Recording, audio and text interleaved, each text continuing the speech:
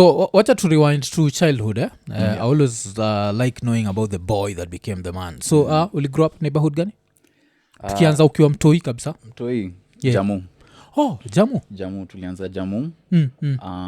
Just before that tulikuwa Kabete. Yeah, okay. And then now from Jamu tukaenda different places now. So Jamu ilikuwa from what age to what age? From as early as I can remember until maybe I was 7. Around 7 or 8. Yeah. So hapo class 1 ukaenda chuo gani? Class 1 nikaenda Riara. Riara. Yeah. So pia place maybe niwe skip. Siblings mko ngapi? So siblings so I have a interesting modern family. Yeah. From my mother and my father we are 2. Yeah. So it's myself, my big bro. From my dad's side I have 2 brothers and a sister. Yeah.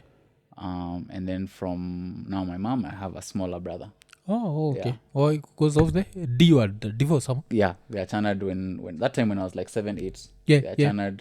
Everybody went and lived their own separate lives. And then from there started their own families and so on and so forth. Okay. Yeah. Inakuwaga nini. Alafu, do you know, like, I always joke about it. I always say, like, this normally happens in Kikuyu families because the Kikuyu woman is empowered. Do you know that? Like, sisi kabla usikie juu ya a divorce ni inakuwaga super rare. Yeah. So you'll hear even, like, hata nani akitupatia story. Like, we had Bobby Mapesa here was talking about his situation and it's just pain that never has an ending. Yeah. But nyi mnakuwaga if it's not working, it's not working. Like actually from my dad's side, sisi like the Ngugis now, we are the pure ones. Huku ingine wako na madoadoa. Like this one came from and now this one is from inakaga nini. But now did that affect relationship yako na budako? Because sasa if your most kids normally stay with the mom. So you stayed with mama? Yeah, stayed with mom. Yeah. And then now from there my mom started getting a lot of different opportunities for Jobo. So the first time was now SA. So I think I was like maybe 11. Uko 9, between 9, 10, 11 there. Because we were there for 3 years. So I checked when I was 12. Yeah. Okay. But kabla tuende ese niko nataka tu kuunderstand hii dynamic ya hapa. So mother na Buddha washa separate. Now it's the two of you. How long did you now? It's small sis. Who's the smallest? Now your mom's side. The kids. So it was me, my big bro. And then me. And then who came and then after? Now my small bro. Small bro. He came 18 years later. 18 years later. Damn. Okay. That's good for me kusikia juu. Najua mtu yangu iko 8. It's never late. You have 10 years of freedom. 10 years. It's never late. Us we don't have, clocks that we have to know about. But I also know that, there's a lot of, especially these days. Ladies that are having kids in their 40s. 50s some in even. their 50s even, Because nicheki Halebere ali have after 50, It's crazy. It's crazy. Yeah. So Riara ulikuwa class 1 up to class 3? Class 1 hadi class 5. Then from there nilihama nikaenda Rusinga. Okay, because I'm trying to understand where SA comes in. Because SA umesema? So at some point ulienda SA? Yeah. So Rusinga nilikuwa hapo for 1 term. Yes. Okay. Yeah. So mother kapata opportunity ya kuenda SA. Yeah, SA. Kufanya job gani? She used to work in marketing in Coca-Cola at the time. Yeah. So at that point, they're like, come bring the kids, Nini. So now we're going now to go and interview for schools, try and find a school, Luko. Coke is paying. So we have now options for great schools. The school I went to there was, I was maybe like one of 3 black people, in the entire school. In fact, when babes are pregnant, they go and register their kids for school because there's a queue. It's that serious. Yani, you can't just pay school fees uanze shule. Inaitwa St. Peter's. Damn, iko? Johannesburg. Okay. Alafu nini kabla tuendelee, Ian umesikia vile na pronounce hiyo? Ian ashatoaga zile zake za cock. Tuko like ati dude. coke Yeah. Haujakaa sasa hivi lazima coke was paying wangi kwa coke was cocos yeah, acha, sometimes cocks pay yeah, nashatoa hiyo mpaka tunaambia say no that's nini so nini I think bado nimeskip ni okay but bado tunaweza bonga juu yake so hii chuo ulikuwa wewe na bro wako sasa ese yeah I was in St Peter's preparatory or prep alafu Brongo alikuwa St Peter's High School which were on different campuses as it were like connected at all so it was also the first time nilikuwa chuo by myself okay because now the other schools were in I was always with my big bro but I was also with my cousins my cousins were also in those schools hizo akina Riara because my folks and their siblings they all had kids around the same time so me and my cousins those are my oldest friends to this day you know they're my oldest friends yani we grew up every time there's like a birthday or you know like a sleepover we come many of us because even them they liked hanging out as siblings you know they grew up like that so they maintained it they all had kids around the same time around the same age different periods so it made sense you know so now SA was the first time ilikuwa solo dolo you know no one else that I can my big bro my big cousin or my big nini so now there you have now it was my first time and I'll survive you know well, how was the school because vile unai describe inakani zile shule za you know like it was a smooth ride ama it was a smooth ride I won't lie it was a smooth ride it was a nice school Anglican school so they used to make us go for those mass things and whatever every other day you had to go and like learn all of those songs the sports opportunities were many I played every sport I played tennis hockey what everything that they had to offer there were plays it was a boys school so it was also my first time in a boys school I that was where I really started now focusing on music and started to understand actually this thing naipenda you know so I started playing drums na it was day school ama ni boarding it was day school day school yeah because that's another thing I've found very interesting with Kenyan families I always find like the richer families take their kids to boarding school I don't know how ushaget your feeling considering uko kwa hiyo tax bracket like, kwa your kuzos are there kuzos that went to boarding schools as young kids mainly from high school not as kiddos I think okay. all of us maybe the earliest anyone went to boarding was like 15 16 there okay that's good you know and it's mainly because us guys wanted to go the ones who had choked with being at home or paros are telling you go to sleep at this time you want to hang out with your friends you want to do what you're being given a strict curfew strict parenting us guys we couldn't even listen to secular music maze oh you need to listen to some Anglican stuff we even at home we couldn't even listen to like at the radio you say the word I'm pissed off mother nakutandika you had it was a very very strict upbringing and then I think the reason why in my opinion that I think most now when you find those privileged kids go to boarding schools is mainly because the parents are not there they're always traveling or nini they don't have time to actually be there with the kiddo and be doing the active work of the daily upbringing you know so it's easier if you have the finances send them off somewhere else you know they go and get a good education come back with some manners and hopefully they have a good life okay because pia nakwaga debatable about the manners true that's the hope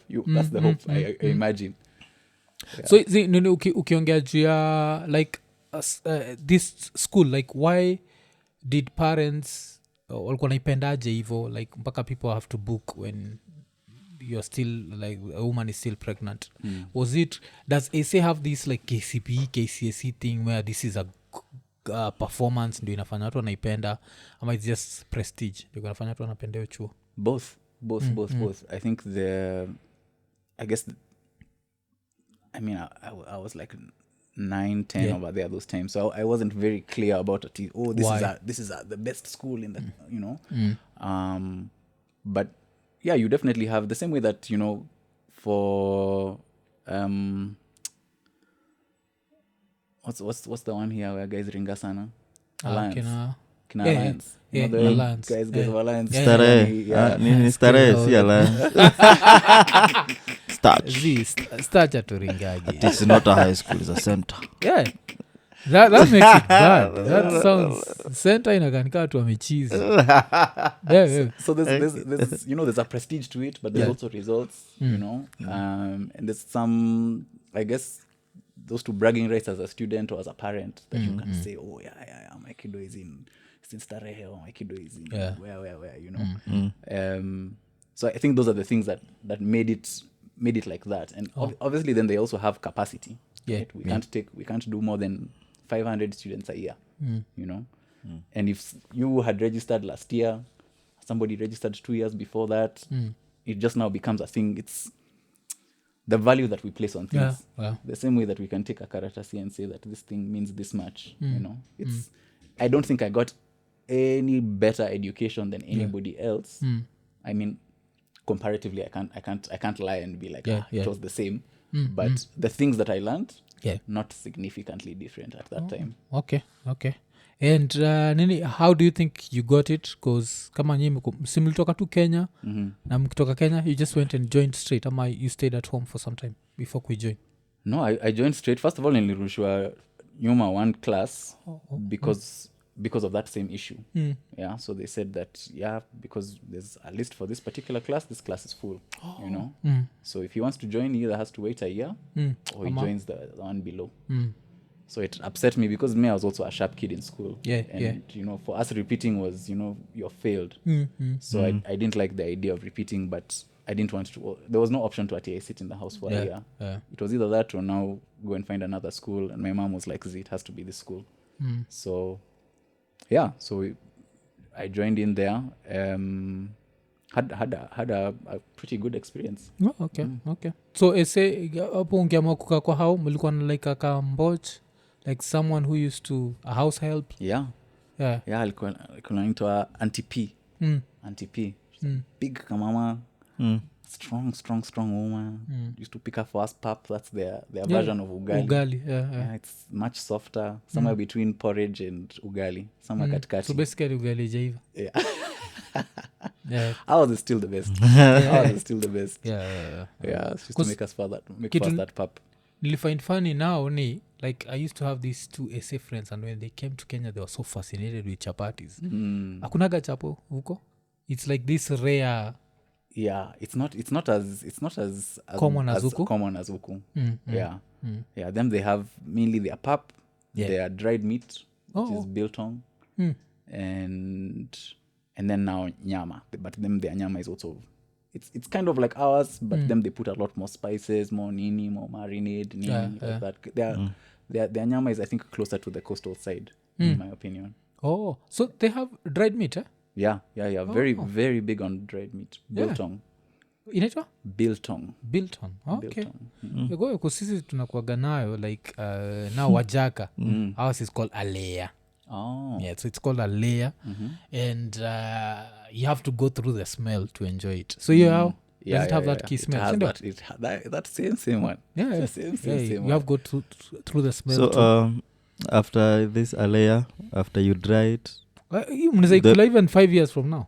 It's perfect kabisa, and it's actually good. The only thing is you have to go through your smell. Lazima uzoe your smell. Ukishazoea the smell itself, now you're good. So you just dry it and you dry it and I think you put salt. You put salt. It's aged, dried on nini. And now inaweza ishi miaka na miaka. Every now and then you just chomoa from your pocket. Unaweza ikula bila kuipika, unaweza ikula. So si sasa uipikaga inaniniwa hapo alafu na kasukuma wiki. It's some dope-ish. But okay. Me I'm a huge fan of meat. Yeah, you should try it. There's some in Nairobi. Biltong. Biltong, dried meats, anything you can find.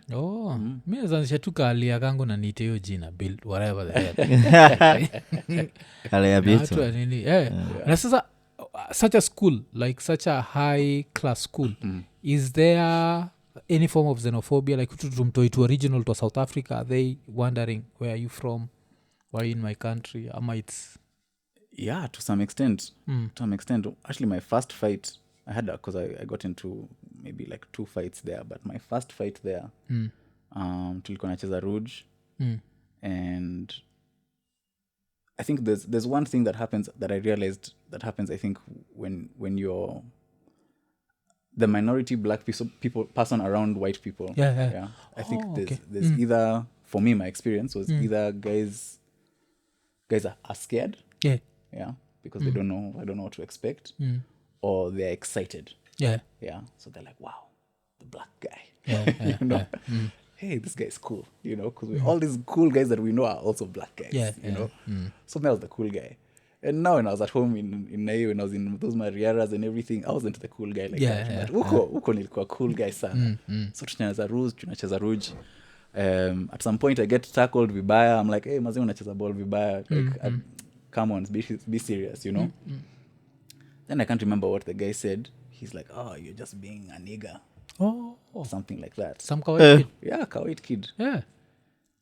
Ukakarukia. I went to him. I said, what did you call me? What did you call me? Just start seeing the boys forming a circle. Fight. The only person I'd ever fought at that point was my big bro. Yeah. And he used to turn dick at me. Yeah. But me, I was like, I in front of all these white people, I just get called a nigger and then I go back to class. See, there's no way.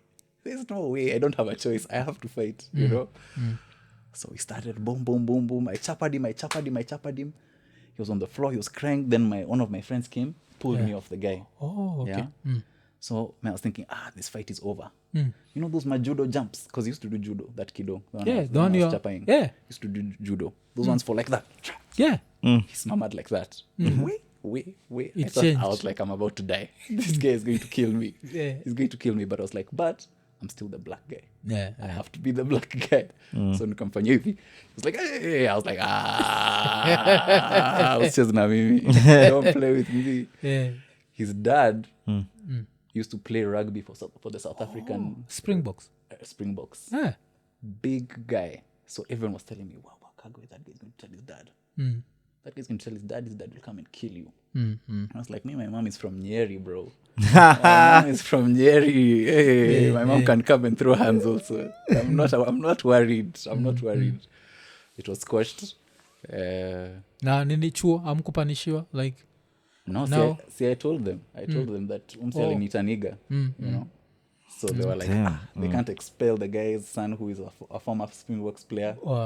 So they were like, okay, you guys apologize to each other. I was like, he needs to apologize. He apologized. I said, sawa basi, we're good. Na mkakuwa mabest after hapo ma the nigger just hanged around. It was there kidogo, but I think because of the heshna I got from the rest of my classmates, then now it was like, okay, that this can't happen anymore, you know. Yeah. Oh, okay. Na your time, like your favorite subject ilikuwa gani ukiwa chuo? Ilikuwa art. Okay. Yeah. I really liked drawing and painting. That was one thing that I used to do quite a lot, because sometimes, as my mom used to travel, sometimes she would take us for these things because there's maybe no one in the house to take care of us. Yeah. So she's like, I have a meeting to do where? Let me just go with the toys. So we just worked in the hotel room with nothing to do. I just used to chora. Oh, okay. Just there choring. That was really my thing, art. In fact, when I was deciding for a career path, it was between like fine art or music. Yeah. Oh, okay. Alafu nini, because your mom's background in marketing, do you feel also ilikuwa influence now for your creative side, like the creative business now Obi Africa? Because it's marketing in its own way. Yeah. Definitely from the business side, she's definitely been a huge influence. But I think the biggest influence was that, you know, I think how when she was growing up, I think she wanted to do writing. You know? Okay. So chuo alipenda kufanya plays, write plays, all of those things. She really enjoyed that. But her parents were like, you're going to go into school and you'll study food science. You know, you'll go and work in a lab. Food science ilikuwa Igato, no? Ama yali study? I think alienda Moi. Okay. So that was what she was forced to do. You know, if it was up to her, she would have done something creative. You know? And I think now when she was now a parent, she was like, I want my kids to actually enjoy what they do. Yeah. Because if you have a passion for something, you're going to work harder for it. You're going to spend more time on it. you'll become obsessed with it, which is what happened with me and my brother as well. Is you find yourself so in that thing, you don't want to see anything else, and that's the power of focus. Kuna hiyo power nini na nini kitu one of the aspects nilikuwa nimeruka was sasa your parents divorce, you end up moving to a foreign country. Are you still tied with your dad? What happened with that? I mean, occasionally we have our own relationship. It's not the traditional conventional version, but it's its own kind of thing. So Mungai ni jina yake? Mungai ni jina yake. Okay. Cause najua ganyi kuna time you jump mpaka hata jina drop jina ya Buddha. No. You may I believe you get the cards you're dealt, right? You get the parents you get. You don't choose. You don't choose your toys. You don't choose your family. You get one. You get one. Some people are lucky to get more than one, but I had one. I have one, so I'm grateful for that. Okay. And now as an older man, did you understand why divorces happen? Because I feel like as kids we never understand like why would you leave my mom. Like I always talk about how I used to have some anger issues with my dad. Kustori likuwaga, I remember like one of the arguments I ever saw katikati ya mother na Buddha. Mother alikuwaga, now as I'm older naweza sema mother alikuwa dramatic. Kuna time mother ashatolega Buddha zile umetoka kwa mala yako sana kijaka. But now later in life I'm like, okay, I understand why he might have looked elsewhere. Because where ushai feel like you understand why divorces happen, it's I can't say that I fully do. My big bro told me that once he got a daughter, aliweza ku understand now my dad a lot better. Because you just understand that this guy was trying. He was in the circumstances that he was in, but he was trying the best way that he knew how, with the information that he had in front of him. And at that point my bro tells me that he was able to understand him a lot better. Me, I'm not married. I don't have children. But I'm now in a committed relationship. And so I'm also trying to ensure that I'm doing that in a healthy way. Because I mean, women, we're both crazy. But there's a healthy way to do things, I think. Kwani unafilia maparo ilikuwa toxic? Do you feel like it was toxic? I think if you ask me, I think they were young. There was and there's this pressure that comes from parents of get married. There's as soon as a kid shows up. There's guys don't know anything about marriage. Nothing at that point. Nothing. Guys are not giving you advice, and the advice you're getting is from broken marriages. You just continue repeating the same cycle one after the other. So for me, marriage can be in fact for the longest time I didn't believe in the concept. I was like, this thing is for olden times. It's an outdated concept. In fact, we should just be all polygamous. Everyone is cheating anyway. Why don't we just why are we going to swear in front of God that we're going to try and do this thing, and then we go and do whatever else we do? I lost complete hope in the whole concept. But but these days I think it's possible with good communication. If you're aligned on your values, I think it can work. Man, ni compromise. But so now you and your step bros, step sis, or just step bros? I have one sister and then 3 brothers. By steps anamaanisha now different. Yes, different mom. Mko tight, how is it? How's the relationship? We're I think we've been also now working on kujuana sana now, because they had moved. They lived in Meru for quite a while. Also us were up and down, in and out of the country. So we weren't in that much communication, but these days it's a bit better. Tubabi fulani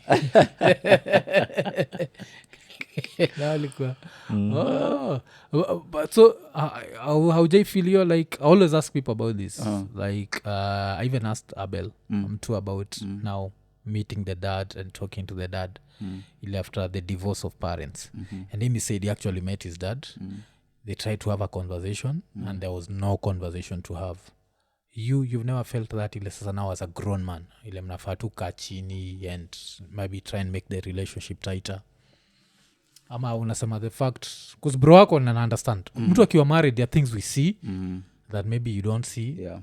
so at the moment I feel like that's necessary to understand the man. I mean, I try to understand him as much as I can, you know, for sure. He's a flawed individual like many of us, you know. But again, our relationship has also been very different. You know, it's never been like that. Even I guess having that conversation when you know, talking about like the divorce has happened, you know. It was maybe like, from what I can remember, like a 2-minute conversation. Mama alikuambiaje? We're going to live separately. Okay, sawa, cool. Twende tukakule stairs. Bas, you know? There was no like discussion into like, okay, so this is what happened, this is what went wrong, blah, blah, blah. And but even, I think you're too young to understand. Yeah, I was also too young. And even for my mom, she was also very like surface level about it. Because she was also like, I mean, he's still your dad, you know. You can still have a relationship with him. She was never like, oh, now we're going to funga you can't talk to your children, you know. She was like, if you want to have a relationship with your kids, you can have a relationship with your kids. I'm not going to force you, you know. So mko mnaonana na buda hiyo time maybe kitoka ese ulikuwa nakaa mnaona buda ama ilikuwa tu zile za because I know I've seen people where the relationship you become so distant you see like your dad once every 7 years and it's okay. So your time, because I don't think there was internet. Internet was interneting like right now. So ilikuwa my phone calls, occasional trips back home, maybe like once or twice a year. Okay. That's good, I think. And then you know, that's when I met now when the family started on his side started growing. So I remember one time I came home and one of my brothers had been born. And then you come back, you find there's a new toy there as well. Things go, you go kidogo, another one has come, you know. Like, dad is enjoying life, eh? Okay. And Nini, now who brako mdogo him now is did your mom remarry ama ilikuwa tu ile? She had remarried. And so she, you know, that one I think I was a lot older, so I was 18 at the time, you know. So we had a very adult conversation about it with my mom. And me, the thing that I was worried about was that kid was, when my mom was expecting him, I think her due date was around my birthday. Okay. I was like, guy, if this kid is born on my birthday, yako imedisappear forever until that kid is 18. I won't have another birthday. So I was just there praying to God, please don't let him be born on my birthday. He was born 3 days after me. 3 days after me.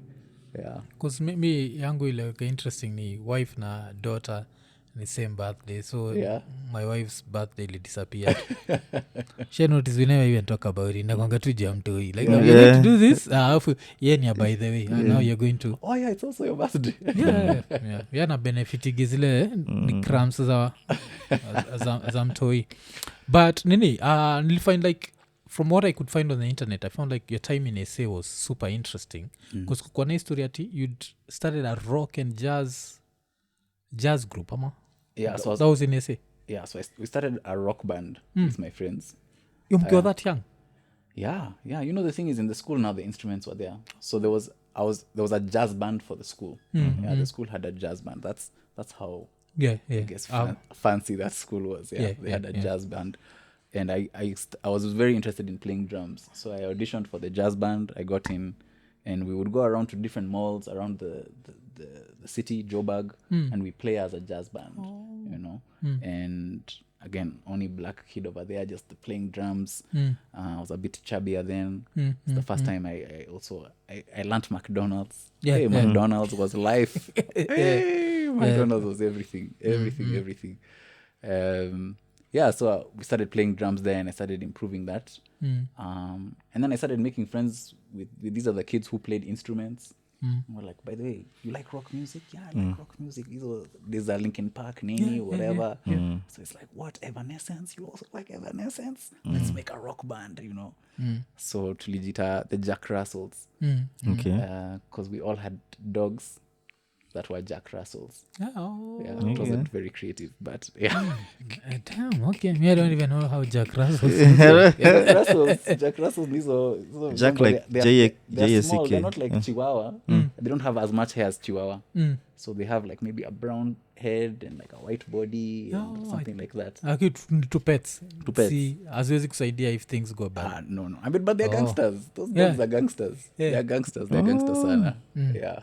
Oh, so time mkiperform okay they're not as small as I expected. Okay, easy at least ni better than tuchiwawa. Yeah. Hii time sasa mkiperform easy like the malls. How does that work? Like you just show up with the equipment, amtafukuzwa, you're making noise. No, I see, think the school was organizing it. it's and a it was school. being done by this prestigious school, St. Peter's Preparatory Jazz Band, are coming to play on the weekend at Santon Mall, you know, and we come and we're in school uniform and we have it's the same way that you see at Yaya, guys doing those Christmas choirs and things like that, but us we would do it throughout the year, you know. So it was also an excuse to miss class, you know, because every time you're being pulled away to go and do rehearsals, nini, or even performances, you have to miss class, which I loved. I was like, yes, sign me up. So nini na niko sure pia nini like the part of the audience would be the parents, so there was some form of support. Yes. My mom used to come for them. They are taking pictures, making sure that, you know, I feel supported. Yeah. But for the most part, it's just like strangers. Yeah, strangers. Mainly strangers. Yeah, but there I think also because of the school, the culture, you had a lot of maybe stay-at-home moms. So all of those moms are there cheering them on. There's a mom who has brought a box of oranges that have been cut into slices. Yeah. 3 bananas, those two things. Yeah. Na nini Rouge, ulijipataje Rouge? Because that's one of the games where like I never even tried. Felt like the tackling like unaweza tackle. Ulijipataje Rouge? Ama hiyo time vile you were chubby? I was chubby and mother sana alikuwa nataka ni lose weight. Like every sport in that school utacheza wewe. This McDonald's lazima itoke. So I literally had to try every sport. You know, every sport. But I also think it's a good thing in retrospect, because if I had found a passion somewhere there at that young age, maybe today I would have been playing with kina Biko Adema, you know, at that point for rugby, or with running with kina Omanyala. I don't know. But I was exposed to it. Yeah, it wasn't something that I pended sana. But also SA have a really big rugby culture. You know, rugby, cricket, those guys play those sports even for fun, the same way guys just cheza futa on the streets. Just find guys with bats, hey, on the streets. It's a culture, you know. Yeah, because it even reminded me, this guy, black guy, what was his name? There was this famous black rugby player. He was breaking records, if I'm not wrong. Was it Habana or Ha? Remember him? Some South African Sounds Springboks so guy. Yeah, he's like the only guy I knew, because I think most of the squad, AC at that time was white players. And then there was this one, I think he was a Kakapointy guy, and he was fast. Yeah. Don't know if he was called too. So hii chuo yenyu pia mlikuwa na Rouge too? Yeah. Everything was there. Even badminton, I'm sure ilikuwa. Yeah. Because badminton pia si tulikuwaga nayo seko. Seko yetu ilikuwa ya kuchoma. Okay, by kuchoma I mean poverty. Yeah. So what did you play? Football mostly. Football. Yeah. Okay. Kwa football, I was not good at it. I won't be Mr. Danganya. I say like, nilikuwa mkali if Kenya had what. But I remember there was one kid who was really good at football. Alikuwa naitwa Kimodho. And I remember like the next time nilimuona after tushatoka Seko, he was big. Like he'd now become a gym guy. Piga muscles, manini. And but alikuwa nashika ball hivi, mnaanza kutumana, because he was good at it. He was that Messi Cristiano level kwetu. Nice. Like you couldn't take the ball from him. But he didn't hakuipursue in any way. So after kuona hiyo sporting culture, they say you yourself ukiwa na watoi, would you want them to pursue sports, or it's something? I would want to expose them to everything, you know. I think the more they can try, the better. because you don't know where somebody's passion will lie until they try it. You know? You don't know that you have a love for something until you see it or until you try it. So when I get to that point, I'll definitely expose them to as much as possible. You know, me, I've never been a really big sports guy. Again, I chased everything. I'm an ex-Arsenal supporter. What happened? Mi siwezi toka huko. Mi nakufa na hiyo team. You're the strong ones. You're the strong ones. Me, I had to retire. But when I retired, I said, I'm not going to support any other team. In fact, I'm not watching football anymore. That means you're still an Arsenal fan but in denial. Niko sure tukishinda uaga. Kabla karibu tushinda leagues, karibu rudi. But not siezi rudi because now I look like those guys. Those guys who are only coming when times are good. But no, I used to, Maze, that thing used to stress me. Maze, like you've gone, guys have been talking shit to you the whole day. Utandikwa 6-0 na Chelsea. Yeah, bana. Na only 2 p.m. And Maze, you have a hope. You have hope this game is going to be different. This game is going to be different. Had even uni, I went for one of the games, Manchester. We went to Old Trafford to go and watch with my kuzo there. Arsenal versus Manchester. Yeah. Tukatandikwa sana. Was it the 8-1? Sio 8 lakini. No. It was years back. Sometime uko 2011. Yeah.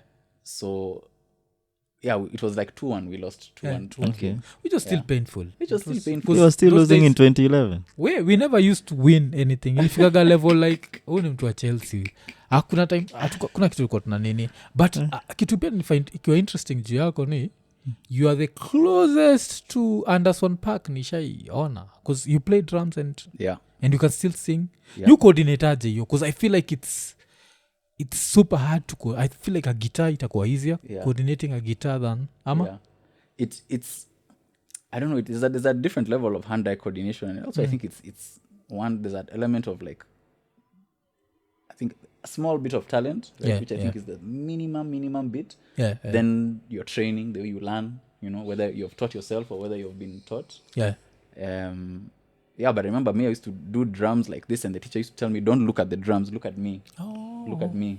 Keep your eye on me. You should know where everything is, you know? So you have to, when you're now practicing by yourself, you're just learning. You're just saying, okay, so this is here. This is like this. You move this like this. And then now you learn how to maintain a rhythm. You learn how to do that. Now you can now do other things beyond that. Making music with my friends also helped. It was a kind of practice, you know?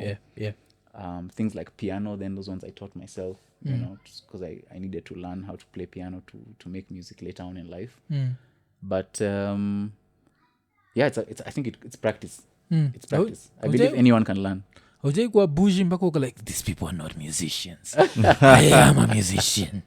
Because now you can play drums, piano, what else? Saxophone? Yeah. Damn, okay. Yeah. Shit. I can't play shit. Like, because drums, I find like drums to be super hard. Like, you're staying on beat, coordinating. I feel like you lose concentration kidogo suta. Yeah. And it happens when you're starting. But ni kitu ya tizi too. The same as like rapping, you know, like when you the first time you try and rap, you know, you're not getting it on beat kabisa. You know, you're not getting those cadences nicely. But the more you do it, the more you try and rap other guys' songs, you're like, okay, so this is how this is how you do flow. This is how you pause over there, take it out. Now you can rap faster, you can rap slower, you can rap off beat, on beat, you know. Yeah, ni kitu ya tizi to practice. Na sasa nini, because Muaga amazed sana na Anderson Park. For someone like you who can actually do what he does, like how do you view him in like some of the greatest ninis? Because I think he's the first guy I ever saw drums alafu akiimba. I was like, how does he do that? Yeah, incredible. I think for me my earliest, your feeling you're talking about that thing of unajisikia ati who are these people? What do they know? You know? Is, and then maybe I'm jumping ahead kidogo in our story here, but is when I went to uni now, and now I'm meeting kiddos that have been playing these instruments since they were 2 years old. And at the highest levels, yani your parents were musicians, your grandparents were musicians, everybody in your family does music, everybody plays minimum 7 instruments in your family. You know, those are the guys that I'm now in class with my 2 instruments. You know, drums and sax. Because piano was not official, you know. So now there I was like, hey, anyway, there are guys who know these things. Yeah. There are guys who really, really, really know these things. So for me, I think the instrument that I use the most today is the piano, which I taught myself. And I'm not sure what Anderson Paak's like background is with how he learned it, but I think when you put yourself in the position when you want to really learn this thing, that's when you get the best results. Okay. Yeah. Because me najua because like piano, I'd say I've seen Alicia, I've seen John Legend. Locally kuna kuga na mtu wa piano kweli? Who plays piano while performing? Eric Wainaina, ma? Yeah, Eric Wainaina, Bien. Oh, Bien also? Bien plays piano and guitar. Okay, Savara plays drums and sings also. Yeah. Mutoria is multidiscipline. He plays piano. Mutoria can play almost any instrument. Okay. Yeah. So Nini, just start to go back to SA. So SA, you're doing all these things. Then contract ya mother akarudishwa Kenya ama? Yeah, akarudishwa Kenya. So Coca-Cola still. Mkaenda chuo gani? So tukarudi because I only went to Rusinga for one term before we left. My mom was like, we like it. Some of my cousins were still there. She asked her siblings, do you think the school is good? They said, yeah. Basi endelea na Rusinga. So I came back. I was so excited. Maze, I was so excited. Because I missed home. As much as I enjoyed SA, most of the time, I wanted to come back. All my friends were here. There was so many white people there. All the black people there think that you're from there. Then you talk to them. They're like, you don't even understand your culture. You know, those things. Uonge Zulu, like, what's wrong with you? Where are you from? You know, how do you not understand your mother tongue? I'm like, I'm not from here, you know. So there was all of those two little things that made me really, really miss home. So when I came back home, I was so excited. I had some friends that had been talking to Kidogo on the phone. So I was turning 13. I'll never forget. I was turning 13 and my mom told me, okay, it's your 13th birthday. I'll allow you to have a party, but you can only have 30 people. I said, sour. Cool. I invited 60 people. Yani, I went into Paint. You know that? Remember Paint, Microsoft Paint? I went into Paint. I was there designing the invite card, whatever, with just their drawing things over there. And I went and I was giving out guys now invites in school. So I remember when I had left Rusinga, I wasn't a cool kid. I was just those two shady kids that used to sit on the side. So I came back now, nimetoka majuu. Now I'm a cool kid now. So I'm like, hey, what's up? I hadn't even had like an accent. You know, when we were in South Africa, you remember, I talked to my brother. You know, I was in South Africa. You know, so guys were like, hey, guys, cool guys having a bash. So I go like, penning invites. Those things that Ishain guys are coming to me. Hey, Kagwe, how are you having a party? Can I come? I'm like, I've just given the last one. Next year for sure. Nitakuweka first kwa list. Sawa. For mtu wangu. So I tell my mom, hey, I've given out the invites. Guys are excited. Kids. It's happening. Nini. And I was like, I told my mom, now we need to make sure like the bash is a bash. You know, because guys have high expectations. We need soda for days. Make sure the soda imeja. You know, we need ice cream. We need pizza. We need manini. All of these two fun things. Tulikuwa na room ya PS. Tulikuwa na room ya sijui what. Like, it was an experience. Hii time unaishi wapi? Tulikuwa naishi Kile. Okay. So when we came back, we moved to Kile. An apartment ama? A house. Okay. So at that point now, there all of these rooms that have been set up. Sindio? Game day comes. Day for the bash. 4 people showed up.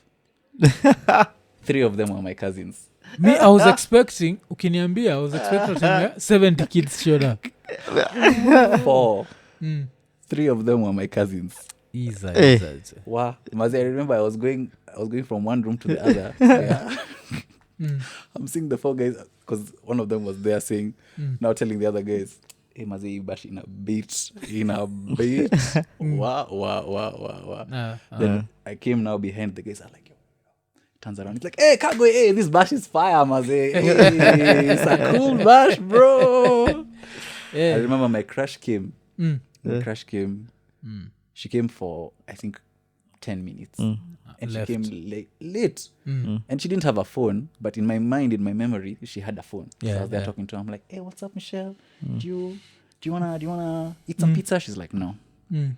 Do you wanna play some PS? No. Mm. Do you wanna dance? No. Mm. No. Everything was no. And then 10 minutes later, her dad came and picked her. Oh. Chamokad. Yeah. And you're crushed. Crashed. Crashed, mazee. Yeah. Crashed. Wow. By the way, I think the next time that I had a birthday party was, I think, like 25, 26 there. Mm. Mm. Yeah, ile I was ile trauma ya traumatized. 13. I was traumatized. I was Na like, watu walijiteteaje? Why they didn't show up? many different reasons. Oh, so there was a school trip because there was a camping trip that we were supposed to go for. So guys were like, oh, I had to go and do shopping for the camping trip. I'm like, all 60 of you went shopping. Yeah. All of you went shopping. To this day, I still think there's a conspiracy theory there. There somebody. But that guys are like, we're not going. We're not going. We're not going. Sawa. Yeah, 'cause mi vile ulisema hivyo mi was afraid wataka kuniambia maybe watu 70 ama 90 walishow up now You are in trouble. your mom has to kumbe Me, that was my plan. I wanted to have the bash of the year. I was telling guys, if you miss this bash, you'll miss out on you missed out on your high school experience. You'll never experience anything like this again. So ini sa ni Rusinga. Yeah. So Rusinga, which system was this? 844? Rusinga was also British. So 844 I last did in Riara. Okay. Riara was the last time we did 844, so class 5. And then now from there on, it was all British system. Yeah. So high school? I'm at the same school too. So high school, I went until Rusinga. I stayed there for a while. Then mother kapata opportunity ingine kwenda UG. Oh, ndio So- kenda UG sasa. Yeah, so we went to UG. But now, because I didn't, I mean, I had the option of going to school there or going to school here. Chose to go to school here. But if I was going to go to school here, it had to be boarding. Oh, okay. And again, the amazing thing is the company is paying for everything. Yeah, So yeah. it's great. Again, you choose wherever you want to go. So I went to Brookhouse, which is now where I really, really, I think I really became Now yourself. myself. Yeah. Between the age of like now 16 to 18, 19 there. Yeah. Na ukisema ti kampuni inalipa hako nakwambia like hey, but isipite hii level they just pay to you. I mean, it's an international organization. Yeah, that's dope. That means damn, okay. Watu wana that's interesting because uko nafikiri watasema since salary yako ni hivi mtoto akienda hapa wacha so your mom stayed in UG for how long? Another 3 years. 3 years. Another 3 years. Coca-Cola still. Coca-Cola still. Oh, okay. Yeah, and then now after that I'd also malizad now. By the time she was coming back, I was on my last year of high school. Yeah. So now that's when now I was preparing to go to the UK. Yeah. So now she moved back to Kenya, may move to the UK. Yeah. Yeah. So hii time yote hauku consider University of Nairobi, University of akina KU? You just USIU. wanted to There were options. There were definitely options. I definitely was considering them. And I had applied everywhere. I applied Kenya, I applied UK, I applied US, even Australia. Yeah. Because my big bro had also gone to Australia. He was like, he pointed to the farthest place from home. Hapo ninataka kuenda. That's where he went, you know. Yeah, so I applied everywhere. And I was like, wherever the best offer I get, I'll go, you know. And for exactly what I wanted to do. So, I mean, Kenya, there was not a lot of great music programs. But I was like, I'll go and study something like marketing or management, you know, which I had applied for. Yeah. So Southampton was where now I had the combination that I wanted. Yeah, I can do a music degree and I can do a business degree at the same time. So it was a double major. Oh, so kenda University of Southampton, eh? Correct. So you kinini okay, you're studying music and management. So how does it work when you're studying music? What's that average day in school? Uko na instrument, unasoma just G clef, Y clef, like what does studying music entail? I mean, it's a lot of theory. A lot of theory. You're going through all of those theory things. You're also now again in a class with guys that are doing this at university level. So these guys are good. And there was quite a high like threshold for entering for the program. So guys were good, and me, I just made it. Yeah, you know. yeah. So I remember the first day of uni for one of the classes, the lecturer in the music class, he was like, how many of you in this class, how many of you want to be actual artist musicians, Yeah. like 90% of the class, Yeah. like this. He's like 1% of you will do it. The rest of you will go into marketing. Some of you will become teachers. Others may just change careers completely. Majority of you will not do that. So I would just encourage you, forget about that dream. I was like, Z. May I know how hard I've worked to be here. I know how much mother I'm a sacrifice for me to be here, right? I'm not going to just because I'm not going to be a statistic. Yeah, So I would approach all of these things with, I have to prove that guy wrong. I have to prove him wrong. I have to prove him wrong. So consistently, that was my energy. I was teaching guys of third year music production ikiwa first year, Yeah. you know, and I would charge them, you know, because they're doing this now as a thing for school. So I would teach them, this is how you use Logic Pro. This is how you make this. If you want to do this, you do this like this. They give me some money. I have some chum in my pocket. Yeah. I can use the studio, that sort of thing. So I was in uni. I was busy. I was busy doing as many things as possible. I joined ISEC, but ISEC ilikuwa juu ya dem. But ISEC kumaanisha nini? Ile AISEC ama? What? that one. Inakuga an acronym for?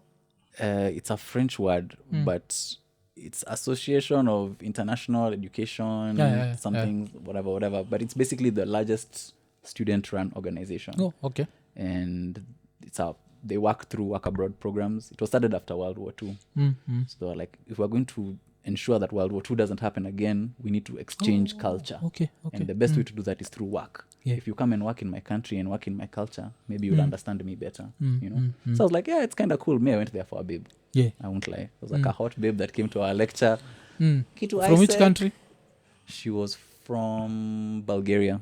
Oh, some white girl. Huh? Oh, okay. So wewe unapenda chicken na fish. Okay, white meat. Man, I like all meat. I don't discriminate. I don't discriminate. Yeah. So I joined that. I was in like these African society clubs. You know, I was really just trying to make the best use of my time there, because I know I'm only here for like 3-4 years. So if it's just the degree, cool, I can do that anywhere. So let me try and come out with as much as I can. You know, I worked with Jobos. Actually the title that I gave myself, because I had to design my own title, was Chief Sanitary Officer. Yeah. Oh, okay. Uko na osha vyombo. Yeah. That was one of my earlier jobs. And then I started doing like bartending and then becoming a waiter. I worked those jobs for going door-to-door salesman, you know, those ones for, hi, would you like to learn about like this Oxfam thing, blah, blah, blah. You go and you sell it. I did all of those jobs. It was like it's in a risk. Go back to Africa. Iza kwenda kunok mlango za watu. Because at least bar, I'm thinking it's easier because maybe you don't have to talk as much. Bar is even crazier because you know now there's alcohol. Alcohol, maybe even drugs. Nini. Yeah. Guys are not 100% there. 100. If it's just the daytime, guys they're just rude. They're just like, no, I don't want, I'm not interested. Leave me alone. Don't talk to me. Those things, you know, which you learn very quickly too. Yeah. You become like a Jehovah Witness. Yeah. Would you like to learn about Jesus Christ? Have you heard about the good news of the Lord? Yeah. Good news. The good news. Na management mlikuwa mnala nini? Ama you, that one was just like this 2 degree. Is it 1 degree music and management? Ama those are 2 No, they're separate 2 degrees? different degrees. Oh, okay. So now the management side was just business, right? So proper business courses. Yeah. Occasionally we would have actual business industry experts who would come and lecture us for like particular modules. Okay. You know, so you're getting first-hand Information. real information from like what it is about the real business environment and how that works. But they were completely different. They never intersected at any point. Funny enough, most of my friends were from Biashara. Yeah. I think artists are very sensitive. Closed Nini. We're loners. We're loners like that, you know, and very cliquey. You know, if you find your group, that's your group, and you're not trying to like let anyone else in. Yeah. Which is why I think even music has gangs, you know, because like rende. Yeah, kila mtu iko na nini yake. Exactly. Business networking, it's important, you know. So that's where I really made most of my friends. Okay. Na nini, sa in hindsight, do you feel like studying music was necessary for you at that uni level, considering when him to like you started music so early in life, did you need the university course? I think what it helped me with was consistency. Yeah. So I had to consistently practice my instrument because I'm being tested on this, and it's my grades. Yeah.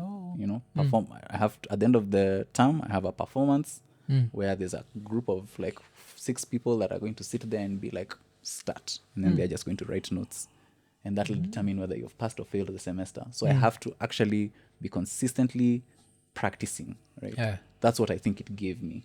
The education itself, no. Okay. I don't. I think I could have learned that anywhere. Anyone can learn that, and I think there are even musicians that have scaled higher heights than me. Yeah. Without any kind of music knowledge and technical knowledge. I think it's the dedication and the thing that was most valuable.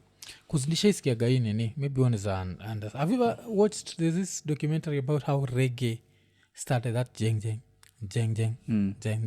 and it was sijui mixer ilikuwa na delay, so someone akicheza nini, there's a small delay, and they were like, that sounds good, and then they just now started practicing it, and before we knew it, we have this, there's this one reggae guitar jeng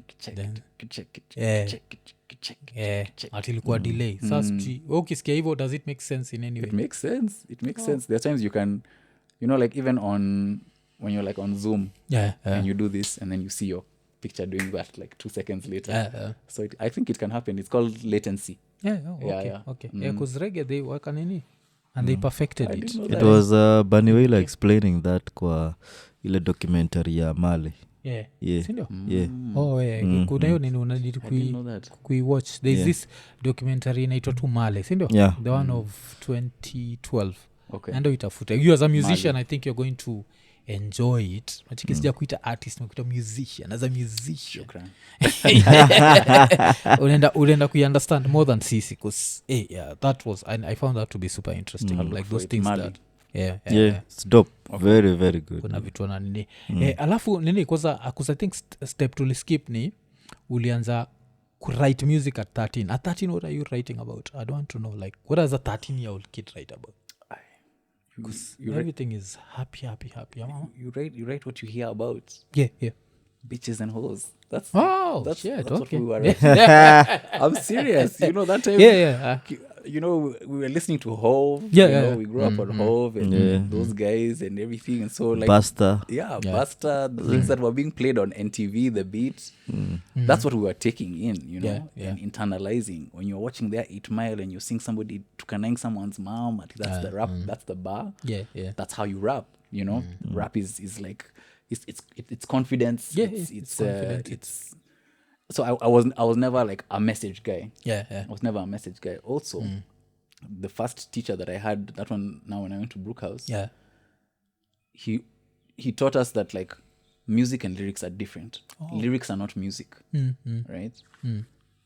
But lyrics are not music, but music can have lyrics. Oh, okay. Oh, yeah. Makes sense. So for me, when I was thinking about now music as a whole, I was like, the words are not that important. As long as it sounds good and it feels good, which is the truth, which is why everyone is dancing to Amapiano these days, right? All over the world. You can be in Croatia in the mall and hear Burna Boy or that Minike song, because they don't know what they're saying, but it sounds good and it feels good, So that was the main understanding of like, if I can get the flow right, if I can get the rhythm of the words right, then the subject matter is less important, which I later then had to unlearn. Because now you have to focus on writing and crafting a story and crafting a thing. Hey, but nini hiyo kitu umesema, because when you come to think of it, the reason why we love loud music is not because of the lyrics, it's because of the way it sounds. So the first thing is just enjoy the sound, then now enjoy what's being said baadaye. That's why we'll enjoy Lingala na tuelewi chochote. Exactly. We'll enjoy, okay, music is not lyrics. but lyrics is but music can has- have but can music have have lyrics. yeah. damn that was Okay. no nini like there's this universal thing of those who can't teach. Do you feel, because I feel like this teacher of yours was very good at what, because yende aliku apart from hiyo ulikuwa umetuambia yende alikuwa anafundisha akitumia kina Timbaland Yeah. So how old was he kwanza? Uh, In his 20s ama hiyo time? I think the late 20s, early 30s. Yeah. He was definitely one of the cool teachers. You could talk to him openly. He wasn't a kali guy. Yeah. Also, I think he also really took me under his wing. So I think in Brookhouse, when they used to have prefects, and so you have music prefect, you have school prefect, pata zote, but like I had started mine earlier. Yeah. Because I used to spend a lot of time in the studio just like watching now the other music prefect, how do you do this, how do you do this. So wakati wa kupack instruments, I'm there helping him pack, wakati wa ku set up for the practices, I would be there helping to set up, because I was just interested. I was just like, I want to know how this thing runs, and these are the guys who are on top, when it comes to music. So he really took me under his wing and just kind of really showed me all of these different things on sound things, which both positively and negatively affected the way I started to look at music. Yeah. So now getting much older, then I had to now decide what I wanted to keep and not keep. Okay. Na so hii nini ukiwa Brookhouse pia ndio ulianza now production now. You started now producing. Yeah. And you said it's your bro who got you what? What did your bro get you? The software. The software. The software, the first one. That one he got from me when I was in Lusinga. Yoni Fruity Loops ama? It was equivalent to a hip hop EJ. Oh, hip hop. So when I was going to now schools and I was changing schools, one of the things that actually made me choose Brookhouse was there was another guy who came and told me, he's like, Mazi, unajua Brookhouse, their music class, you just make beats. Yeah, okay. I was like, what? Yani shule, that's school. You go and make beats, alafu you're graded on beats. I was like, what? Do they thump? Does it thump? I was like, yani, I'll be living in the studio for class. I was like, this is a dream. Day one, kaletewa theory books. I don't know the size of what. Some music sasa. Yeah, because you have to learn the theory. You have to. If you're going to study the subject, you have to learn the theory. But again, we are being taught in a fun way. Yeah. Okay. Hey, bana hizo shule, kuna shule zingine mtu akisikiaga anafilika haziko Kenya. Juu sisi pioso tulikuanga na beats. Okay. Beatings. And the beat would drop, eh? Yeah, ilikuwa nini. So Brookhouse was you say 3 years, eh? Yeah. Like 3 years. 3 years, okay. 3-4 years. Yeah, naka ilikuwa experience dope sana. Na any other musician that came from your time, because I think tulikuwa na Winnie Odinga, and she was saying now back in the days she was there with Isa. Hii time yako, was there any other musician?